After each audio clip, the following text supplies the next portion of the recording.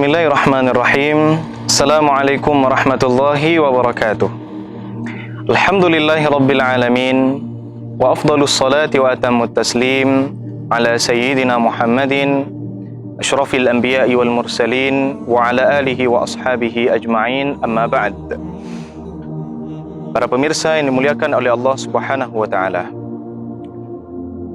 Allah Subhanahu wa taala telah melimpahkan nikmat begitu banyak kepada kita.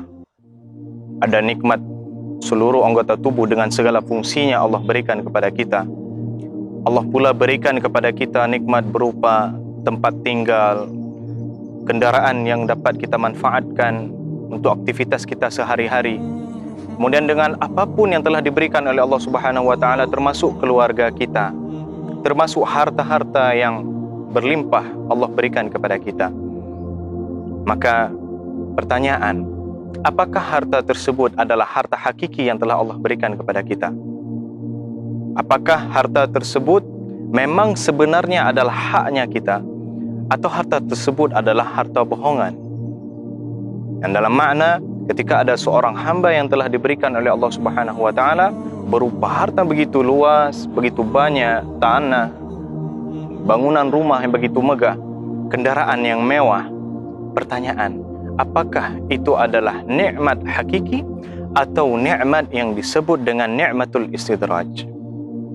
Nikmatul istidraj adalah sebuah nikmat yang mana dia adalah bungkusan, dia adalah nikmat, melainkan isinya adalah jebakan, atau isinya adalah azab Allah Subhanahu wa taala, laknat Allah Subhanahu wa taala.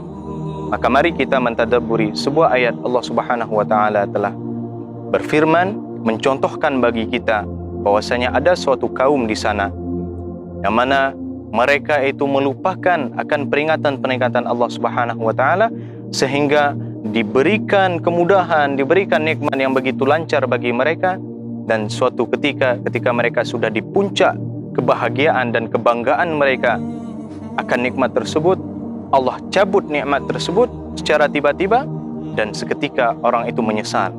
Allah Subhanahu wa taala berfirman, "Falamma nasu ma dzukkiru bihi, fatahna 'alaihim abwaaba kulli syai' hatta idza farihu bima utu akhadnahum baghtatan fa idza hum mublisun." Di dalam surat Al-An'am ayat 44. Maka ini menjadi gambaran bagi kita supaya kita seorang hamba mentadabburi, mendalami, memahami ayat ini, sehingga kita tidak termasuk kepada orang-orang yang telah dibukakan pintu nikmat begitu luas, tetapi orang tersebut lupa akan peringatan Allah Subhanahu wa taala. Maka itulah nikmat istidraj yang mudah-mudahan kita semua menyadarinya. Ma'asyiral muslimin, saudara-saudaraku yang dimuliakan oleh Allah Subhanahu wa taala. Seorang ulama yang bernama Ibnu Athaillah As-Sakandari pernah mengarang sebuah buku yang dinamakan dengan Al-Hikam Al-Athaiyah. Di dalam poin hikmah ke-64 dan 65, beliau menyebutkan, "Wa man lam yashkur an-ni'ama", barang siapa orang yang tidak mensyukuri terhadap suatu nikmat, faqad ta'arrada li zawaliha, sungguh dia sudah membukakan pintu atau membukakan lubang akan perginya nikmat tersebut. Wa man syakaraha, barang siapa yang mensyukuri nikmat Allah yang telah diberikan, nikmat apapun itu meskipun sedikit, dan dia qanaah di situ, faqad qayyadaha bi'iqaliha, maka sungguh hamba tersebut sudah mengikat harta, mengikat nikmat yang telah diberikan, bi'iqaliha, dengan ikatan yang sangat kuat.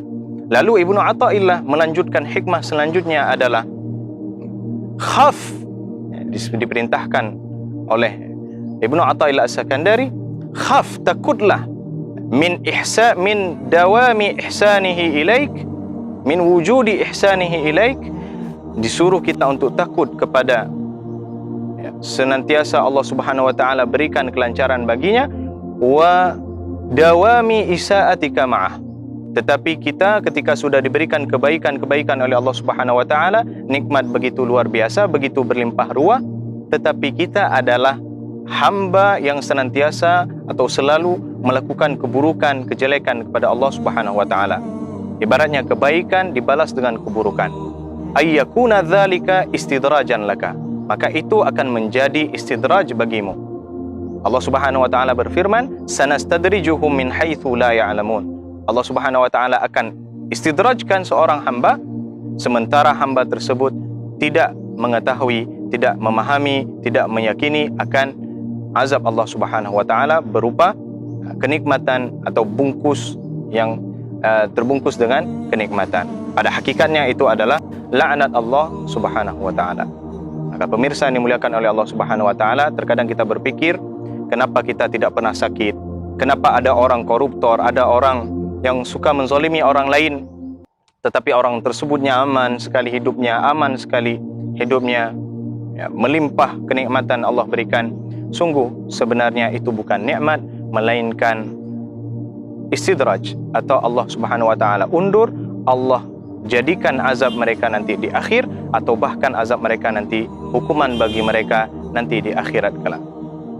Ma'asyiral muslimin, saudara-saudaraku yang dimuliakan oleh Allah Subhanahu wa taala, inilah momentum bagi kita untuk bermuhasabah diri, mengintrospeksi diri kita, supaya kita menyadari bahwasanya nikmat yang telah diberikan oleh Allah Subhanahu wa taala ini adalah nikmat hakiki, bukan nikmat istidraj atau kita terjebak di dalam kenikmatan yang telah Allah berikan kepada kita.